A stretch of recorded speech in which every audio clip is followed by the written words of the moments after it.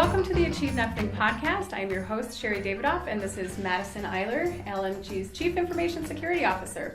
So Madison, I understand that there's been some big news in GDPR. Can you tell us about it? Yes, there's potentially some big news, and there's a lot of speculation out there right now. So what happened is that British Airways had a data breach about a month ago, and almost 400,000 records of personal information were compromised, including payment card data. This happened through their website and through their mobile app. People trying to just booking travel, using it in the normal manner, their card data was skimmed. So the reason this is so interesting to a lot of people right now is that this could potentially be the first big breach and big fine under the European Union General Data Protection Regulation. Kind of a mouthful. It's usually called the EU GDPR. Okay, so backing up a second, Can you tell us a little bit about what is GDPR and why does it matter? So GDPR was implemented by the European Union. It came into full effect in May of this year. And it applies to all kinds of companies that collect personal information, process personal information, really just any kind of information that the European Union think that it applies to any kind of information that the European Union thinks really should belong to the people themselves, not the companies that collect it. So like my payment card information, and does it include my web surfing information?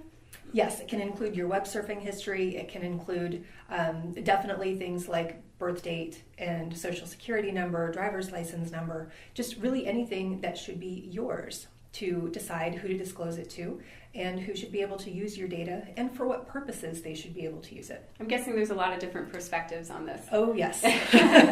So what does this mean for British Airways? What's the potential downside? Why do we care about this? The potential downside is big fines. So up to 4% of a company's annual revenue could be collected as fines. Wow. Or in this case, up to 500 million British pounds. We looked that up yesterday, and I think it came up to about 800 million US dollars, something like that. So huge amount of money could be on the line for British Airways. Wow. Okay. Has British Airways made a statement about this? Yes, they disclosed the situation very quickly after they discovered what was going on. It turns out these payment card numbers and the information was being skimmed for about a 2-week period. But as soon as it came to light what was actually happening or that they had a problem, they notified the public, I believe, and the regulators within 24 hours. Now, is it a good thing that they notified? I mean, could they have been on the hook for not notifying? Yes. Things would be much worse for them if they did not notify in a timely manner. Gotcha. So the GDPR requires a 72-hour notification timeline. So it appears that they were well within those guidelines based on when they reported knowing about the problem, confirming that there was a problem. Okay, Yep. So who decides what the fine is going to be? Like, who decides if they're going to be lenient with British Airways or if they're going to stick them with the whole amount? Yep, absolutely. That's a great question. And a lot of people are watching this very closely because there haven't been other big breaches since the GDPR came fully into effect in May. So everyone's wondering the same thing. Who decides? What will the criteria be? And will British Airways even be affected with a fine or not? Oh, so you're saying they may not be hit with a fine, GDPR may or may not be enforced? Well, it's not clear yet that this is an actual violation of the GDPR. GDPR seeks to really put a lot of rules around what you can collect data for, consent for data collection, what you can use the data for. Can you use it for purposes other than what you said you're using it for? And so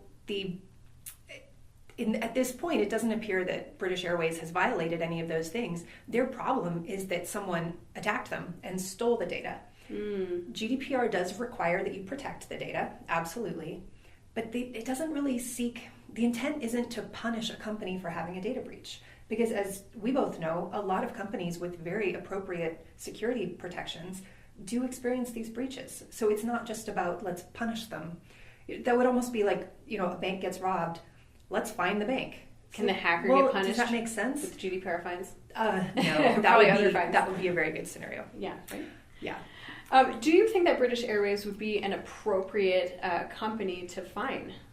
I don't really. A lot of observers think that the intent of the GDPR is really more about controlling big tech companies and social media, and some believe it's a way that the European Union wants to seek to control American tech companies who maybe have gotten a little bold with their data collection and data use and data sharing, and using it for things that isn't obvious to customers, that they might be a little surprised at what their data is being used for.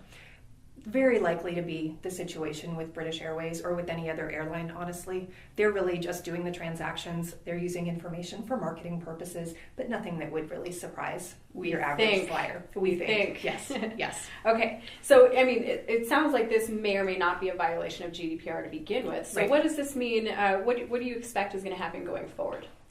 They'll certainly have to investigate. I think the notification piece, it's pretty clear that they notified consumers and the public fairly quickly. So that's a good thing. They were in compliance with GDPR, and they showed us that. No skeletons in the closet. No, not at this point. It's still pretty early, though. They have to investigate. I think the other area that regulators will be interested in is seeing if there was any negligence in the way that British Airways set up their network and their security systems, and did they have appropriate monitoring in place? So really, did they have an appropriate level of security for the sensitive information that they knew they were collecting for business purposes? So the big issue is not so much that they got hacked, but whether or not they were in compliance with GDPR before they were hacked. Is that right? Yep. If they had appropriate protections in place. Yep. Gotcha. Okay. Anything else you want to add or that we should know?